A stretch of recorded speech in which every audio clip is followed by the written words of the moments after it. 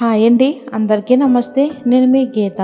పట్నం అమ్మాయి పల్లెటూరి అబ్బాయి పార్ట్ 48 స్టోరీలోకి వెళ్ళిపోదాం. అలాగే ఒక లైక్ చేసి మన ఛానల్ని సబ్స్క్రైబ్ చేసుకోండి. పొలంలో నాట్లు నాటడం పని నేను ఎందుకు చేయలేను అని అనుకుంటూ ముందుకు వెళ్ళి పొలంలోకి దిగుతుంది కల్పన. కాలికి ఏదో తగిలినట్టు అనిపించడంతో పైకి రాబోతూ స్లిప్ అయ్యి ఆ బురదలో పడిపోతుంది. ఆదిలోనే హంసపాదం అని దీన్నే అంటారేమో అని నవ్వుకుంటారు అందరూ. ఇక అందరూ గడ్డ మీదకి రండి, తినడానికి టైం అయింది కదా, టైంకి భోజనం చేయండి అని చెప్పాడు సురేష్. పక్కనే ఒక బావి ఉంటుంది. బావికి మోటార్ ద్వారా నీళ్ళు వస్తూ ఉంటాయన్నమాట. వెళ్ళండి, కాళ్ళు చేతులు కడుక్కోండి అని శశికి కల్పనకు చెప్తున్నారు బామ్మగారు. అక్కడ భోజనం చేయాలనుకున్న అందరూ కాళ్ళు చేతులు కడుక్కుని వెళ్తారు. చివరగా వీళ్ళిద్దరూ మాత్రమే ఉంటారు. తనకి ఒంటి నిండా బురద అవడంతో బురద మొత్తం శుభ్రంగా కడుక్కుంటుంది కల్పన. తన పని అయిపోయింది అనుకుని శశి కూడా కడుక్కోవడానికి వస్తుంది. కాళ్ళు చేతులు కడుక్కుంటున్న సమయంలో ముందుకు వెళ్ళిపోతున్న తన కాళ్ళని అడ్డం పెట్టి పడిపోయేలా చేస్తుంది కల్పన. ఆ మోటార్ పక్కనే ఉండడం వలన తట్టుకుని పక్కకు పడిపోయిన తను కాస్త బావిలో పడిపోతుంది. అది చూసిన సునీత అక్కడికి వస్తుంది. అన్నయ్య, వదిన బావిలో పడిపోయింది అంటూ పెద్దగా అరుస్తుంది. సురేష్ ఏమీ ఆలోచించకుండా శశి కోసం బావిలోకి దూకేస్తాడు. శశికి స్విమ్మింగ్ వచ్చు కాబట్టి స్విమ్మింగ్ చేస్తుంది. కానీ సునీత ఎప్పుడు సురేష్కి చెప్పిందో అప్పుడే తన స్విమ్మింగ్ రానట్లు కొట్టుకుంటూ కనిపిస్తుంది. అది చూసిన సురేష్ వెంటనే ఆలోచించకుండా దూకేస్తాడు. అలా తన్ని గట్టిగా పట్టుకుని కాస్త ఒడ్డుకి తీసుకుని వచ్చి పడుకోబెడతాడు. నీళ్లు తాగిందేమోనని నెమ్మదిగా పొట్టను ప్రెస్ చేస్తూ ఉంటాడు. నోట్లో పెట్టుకున్న నీళ్లు కాస్త బయటికి ముంపుతుంది శశి. సురేష్ మెల్లగా శశి పొట్టను ప్రెస్ చేస్తూ ఉంటాడు. ఆ స్పర్శకు శశికి చెక్కిలి గిలిగింతలు అయితూ నవ్వుకుంటూ ఉంటుంది. కోపంగా రగిలిపోతూ తన వైపే చూస్తూ ఉంటుంది కల్పన. తనకి గాలి ఆడనివ్వండి అంటూ పెద్దగా అరుస్తుంది అనసూయమ్మ. ఒక కన్ను తెరిచి బామ్మ వైపు చూసి కన్ను కొడుతుంది. నువ్వంత కంగారు పడుకో, వదినకి స్విమ్మింగ్ వచ్చు, ఆ మాట ముందే చెప్పొచ్చు కదే, ప్రాణం పోయినంత పని అయ్యింది అని అంటుంది బామ్మగారు. పర్వాలేదు, తన కోసం ఏమీ ఆలోచించకుండా నీళ్ళలోకి దూకేశాడంటే అది అంటే ఇష్టం ఉంది కాబట్టే కదా. అందరినీ పక్కకు జరిపి 2 చేతులతో తనని ఎత్తుకుని పక్కనే ఉన్న చెట్టు కింద ఉన్న మంచం మీద పడుకోబెడతాడు. రాక్షసి డ్రామా ఆడుతుంది, అది గుర్తించటం లేదు మా బావ అనుకుని తన వైపు చూస్తుంది. తనకి తెలియకుండానే సురేష్ కంట్లో నుంచి కన్నీళ్లు కనిపిస్తాయి. సురేష్ కన్నీళ్ళని చూసి శశి ఆశ్చర్యపోతుంది. కల్పన, బావా అది యాక్టింగ్ చేస్తుంది, ఆ మాత్రం తెలుసుకోలేకపోతున్నావు నువ్వు అని అంటుంది. కల్పన, ఏం మాట్లాడుతున్నావో నీకేనా అర్థమవుతుందా, నిజం చెప్తే అలాగే ఉంటుందని అంటుంది కల్పన. అది సరే కానీ నువ్వే కదా అక్కడ ఉంది, మరి తన బావిలో ఎలా పడింది అంటూ సూటిగా చూస్తూ అడుగుతాడు సురేష్.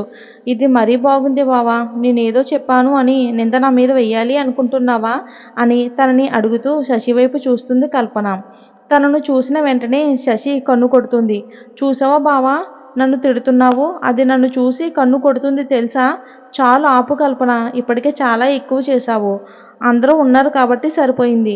నాకు సహనాన్ని పరీక్షించకు. తనకి ఏమైనా జరిగితే ఎవరు రెస్పాన్సిబిలిటీ, దానికి బాధ్యత ఎవరు. చిన్నపిల్లలు ఆటలాడుకుంటున్నావా ఏంటి అని అంటాడు సురేష్. బావా, నువ్వు నన్ను తిడుతున్నావు అని అంటుంది కల్పన. నువ్వు తనని తొయ్యటం నేను చూడలేదు అనుకుంటున్నావా ఏంటి అని అంటాడు సురేష్. నేను కావాలని చేయలేదు బావా, బై మిస్టేక్ అలా జరిగిపోయింది. ఇద్దరు పోటీ పడుతున్నప్పుడు ఆ పని మాత్రమే చెయ్యి. నీ వల్ల తనకు ఏమైనా గాయం జరిగినా నేను నిన్ను వదిలిపెట్టను. మీ తాతయ్యకు నీకు గట్టిగా సమాధానం చెప్పాల్సి వస్తుంది, గుర్తుపెట్టుకో. ఇకనైనా మారుతావని అనుకుంటున్నాను అని సురేష్ అనడంతో కోపంగా అక్కడి నుంచి వెళ్ళిపోతుంది కల్పన. నేను వాళ్ళిద్దరినీ విడదీయాలి అనుకుంటున్నాను, కానీ వాళ్ళిద్దరి మధ్యలో నేనే జోకర్గా మారిపోతున్నాను. ఏదైనా గట్టి ప్లాన్ చెయ్యాలి, వీళ్ళ మధ్య గొడవ సృష్టించాలి. నేను చేసే ప్లాన్తో వీళ్ళిద్దరూ కలిసిపోతున్నారు, అలా జరగకూడదు అంటూ కోపంతో రగిలిపోతుంది కల్పన. తను కాసేపు రెస్ట్ తీసుకున్న తర్వాత తనని ఇంటికి తీసుకుని వెళ్తాడు సురేష్. ఏం మాట్లాడకుండా ముభావంగా ఉంటుంది కల్పన. ఇల్లు చేరగానే విసుక్కుంటూ లోపలికి వెళ్ళిపోతుంది. ఏమైంది, తను ఎందుకు అలా ఉంటుంది అని అడుగుతుంది చంద్రం. ఏమీ లేదులే అమ్మా అని అంటుంది సునీత. తనేమో అలా వెళ్ళిపోతుంది. శశికి ఏమైంది అని అడుగుతుంది చంద్రం. అనుకోకుండా స్లిప్ అయ్యి తను బావిలో పడిపోయింది అని సునీత చెప్తుంది.